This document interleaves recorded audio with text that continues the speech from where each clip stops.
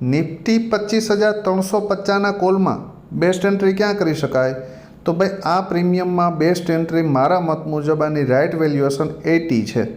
જો આ પ્રીમિયમ સવારમાં 80ની આજુબાજુ તમને મળે અને અહીંયા સપોર્ટ લેતું દેખાય તો અહીંયાથી એન્ટ્રી કરી શકાય. અને જો 104ને બ્રેક કરી દે ને તો 141 સુધી બલિદાન દઈ શકાય.